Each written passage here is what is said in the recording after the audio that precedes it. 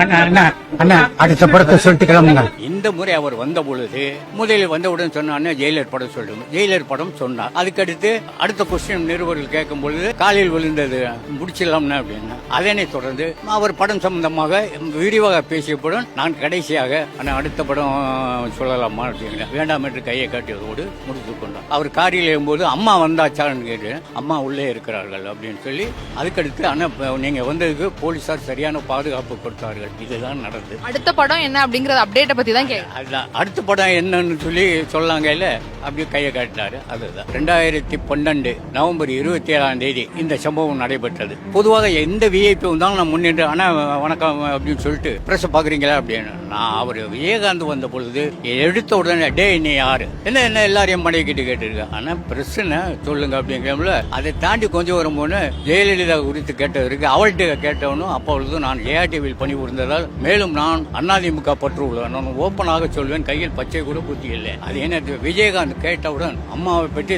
வா போ என்றதும் டே என்று ஒரு அசிங்கமான வார்த்தையை சொல்லி மதுரை பக்கம் தாயை குறித்து பேச சொல்லும் ஒரு வார்த்தையை உபயோகித்தான்.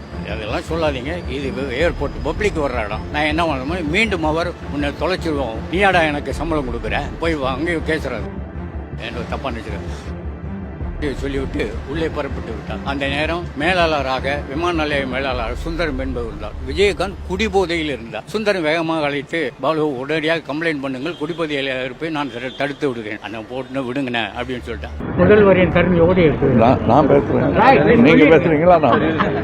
எனக்கு அந்த ஃபேமஸ் ஆகணுங்கிறது இல்லைம்மா, என் கடமையை செய்கிறேன். கமலை பற்றி சத்யா மூவிஸில் நான் ஆரம்பியிடம் உதவியாளராக இருந்தது. அதுபோக கமலின் தந்தையும் எனது மாமனாரும் சுதந்திர போராட்ட வீரர்கள். மானாமதுரையில் கமலை என் மாமனார் அவரது மடியில் சண்முகம் பிள்ளை வீட்டில் மடியில் வைத்து தூக்கி கொஞ்சியவர். இதன் மூலம் என்னை நான் அறிமுகப்படுத்திக் கொண்டேன். மேலும் அவர்கள் வரும்பொழுது தாமதமாக வரும்பொழுது போர்டிங் கார்டு மற்றும் ஏற்பாடுகளை செய்வதற்கு என்னிடம் கேட்பார். ஒரு சமயம் கமலின் மூத்த மகள் ஹைதராபாத் செல்லும் பொழுது விமானம் 2 மணி நேரம் தாமதமானது. அவர்கள் விமான நிலையத்திலே காத்திருந்தார். ஒருத்தரும் உதவி செய்ய ஆளில். அப்பொழுது கமலின் உதவியாளர் மூர்த்தி பெற்று சுருதி போறா ஹைதராபாத் போறாங்க, கொஞ்சம் இது பண்ணுவோம். உடனே ஒரு எஸ்ஐயை அழைத்து விமான நிலையம் புறப்படும் ஒருவரை உள்ளே அழைத்து ஏற்பாடு செய்யணும். அதுபோல் பல்வேறு முக்கிய பிறகுகளும் ஒழிய என்னை காட்டிக்கொள்ள வேண்டும் எந்த நேரத்திலும் இல்லை. காரணம் ஒரு செய்தி ஒரு முக்கிய நபர் கூட நம்மை மீறி நிருபர்கள் மீறி வெளியே செல்லக்கூடாது என்ற நோக்கமே தவிர நான் முன்னிறுத்த இது பொறாமை புச்சரிப்பு. மீண்டும் சொல்கிறேன், நமது நிருபர்கள் உலகமே அப்படியே தான்.